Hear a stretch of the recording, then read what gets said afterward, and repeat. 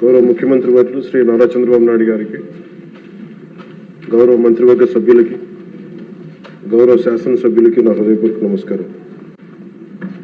కూటమి ప్రభుత్వం గౌరవ ముఖ్యమంత్రి శ్రీ నారా చంద్రబాబు నాయుడు గారి సారథ్యంలో, గౌరవ ప్రధానమంత్రి శ్రీ నరేంద్ర మోదీ గారి సహకారంతో ఏర్పడి ఇంకొద్ది కాలంలో 2 సంవత్సరాలు పూర్తి చేసుకోబోతుంది.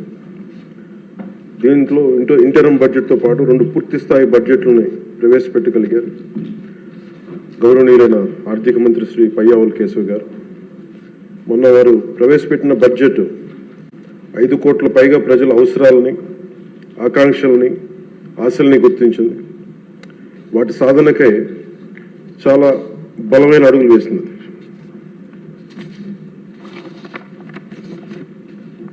పర్టికులర్ ఇది మనకున్న ఆర్థిక పరిస్థితులు కానీ, 2014 రాష్ట్ర విభజన జరిగినప్పటి నుంచి కానీ, 2019 నుంచి 24 వరకు ఒక అరాచకమైన అనిశ్చితితో కూడిన ప్రభుత్వం కానీ, ఈ కేయాటిక్ ఇలాంటి గందరగోళం మధ్యలో, ఇంత అవకతవకల మధ్యలో కూడా చాలా 3,32,205 కోట్లతో బడ్జెట్ చాలా చాలా ఉన్న పరిమితమైన వనరుల్ని,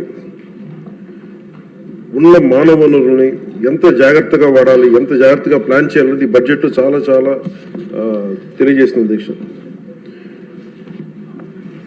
ఇందాక నేను చెప్పింది మన ప్రజల అవసరాలని, ఆకాంక్షలు నేను చెప్పడానికి కారణం, కూటమి ప్రభుత్వం ఈ ఏడాది కేవలం సామాజిక పెన్షన్ల కోసమే దాదాపు 33,000 కోట్లు పైగా ఖర్చు చేయనుంది అధ్యక్ష.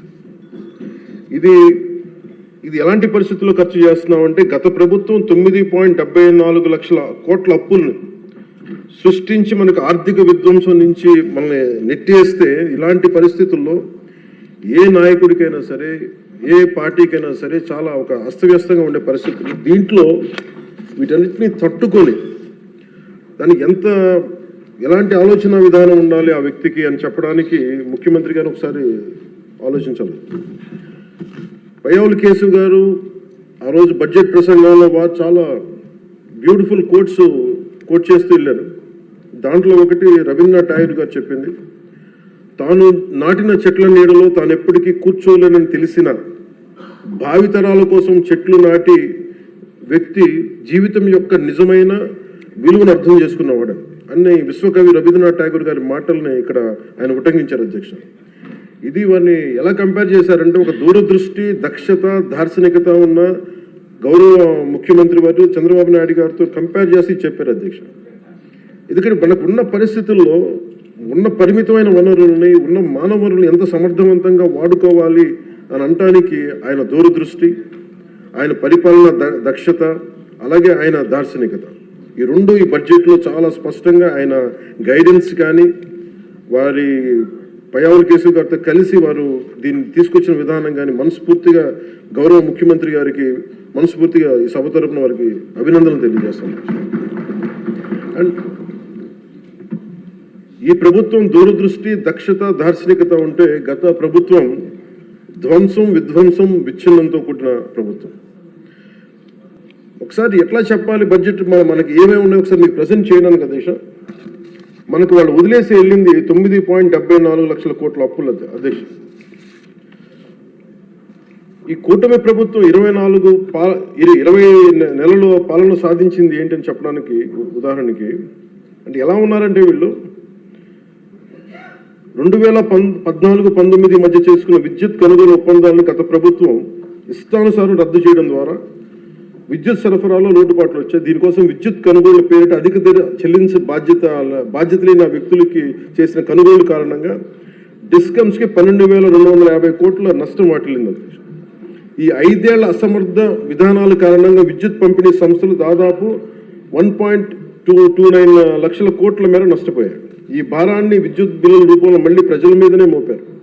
కూటమి ప్రభుత్వం వచ్చిన తర్వాత ఈ విధానాలను రద్దు చేసి ట్రూ అప్ ఛార్జీని పూర్తిగా ఎత్తివేయడమే కాకుండా, రాష్ట్ర చరిత్రలో ఎన్నడూ లేని విధంగా ట్రూ డౌన్ పేరిట ప్రజలపై విద్యుత్ బిల్లుల భారాన్ని తగ్గించినారు.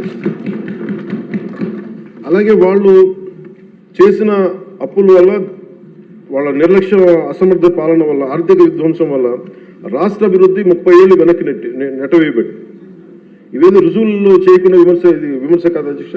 ఇది మనం శ్వేతపత్రంలో ఉన్న వివరాల ప్రకారం, మన జూలై 24 శ్వేతపత్రం ఉన్న వివరాల ప్రకారం వెళ్ళిపోయిన పాలకులు దాదాపు 9,74,000 కోట్ల అప్పులు మన మీద వేసిపోయారు.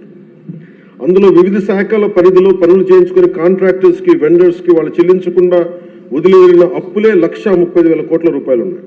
అందులో కూటమి ప్రభుత్వం ఏర్పడిన తర్వాత 25,000 కోట్ల రూపాయలు ముఖ్యమంత్రి గారి నాయకత్వంలో అప్పులు తిరిగి చెల్లించగలిగాం అధ్యక్షుడు. నీటిపారుదల, రోడ్లు, భవనాలు, పరిశ్రమల శాఖల వారీగా ప్రాజెక్టుల కోసం మరో 37,000 కోట్లు విడుదల చేయడం జరిగింది. కూటమి ప్రభుత్వం ఏర్పడిన తర్వాత వాళ్ళు మిగిల్చిన అప్పులను క్లియర్ చేస్తూ అదనంగా సెంట్రల్లీ స్పాన్సర్డ్ స్కీమ్స్కి 25-26 ఆర్థిక సంవత్సరంలో 18,700 కోట్లని విడుదల చేయడం జరిగింది.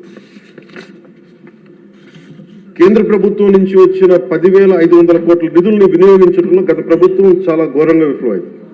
అందులో 1,800 కోట్లు PMAY అర్బన్ రెజ్యువనేషన్ మిషన్, ప్రధానమంత్రి Ayushman Bharat, pre matric scholarship for OBC, EBC, denotified తెగలు, PMSSV కింద రావాల్సిన పోస్ట్ మెట్రిక్ స్కాలర్షిప్లు చెల్లించకపోవడంతో వెనక్కి వెళ్ళిపోయాయి. తద్వారా పట్టణాల్లో అభివృద్ధి నిలిచిపోయింది. రాష్ట్ర విద్యార్థులు, యువత నష్టపోయింది. సెంట్రల్లీ స్పాన్సర్డ్ స్కీమ్స్కి రాష్ట్ర మ్యాచింగ్ గత ప్రభుత్వం ఇవ్వకపోవడం వల్ల 8,700 కోట్ల రూపాయలు నిరుపయోగం అయిపోయాయి. తద్వారా కేంద్ర ప్రాయోజిత పథకాల అమలు ఆగిపోయింది. ఇట్లా గత ప్రభుత్వం పూర్తి చేయకుండా వదిలేసి వెళ్ళిన పులివెందులు కానీ, డోన్, ఉద్దానం ప్రాజెక్టులకి తిరిగి మన ప్రభుత్వం వచ్చి 400 కోట్ల రూపాయలు కేటాయించి మళ్ళీ విలేజ్ స్కీమ్ ప్రాజెక్టులు ఈ వేసవిలోని ప్రజలకి అందుబాటులో తీసుకురాబోతుంది. మరో 7,910 కోట్ల రూపాయలతో 5 జిల్లాల పరిధిలో మెగా వాటర్ గ్రిడ్ ప్రాజెక్ట్స్ని ప్రారంభించాం. 2027 చివరి నాటికి మొత్తం ప్రాజెక్టులు పూర్తి చేయబోతున్నాం అధ్యక్ష. కూటమి ప్రభుత్వంలో అధికారంలోకి వచ్చిన తర్వాత జల్ జీవన్ మిషన్కి చాలా బలమైన పునరుత్తేజం తెచ్చాం. అలాగే విద్యాశాఖలో కూడా సహచర మంత్రి వైద్యుడు సోదరుడు నారా లోకేష్ గారి నాయకత్వంలో కూడా చాలా రెవల్యూషన్ చేంజ్ చేసి వచ్చినాయి.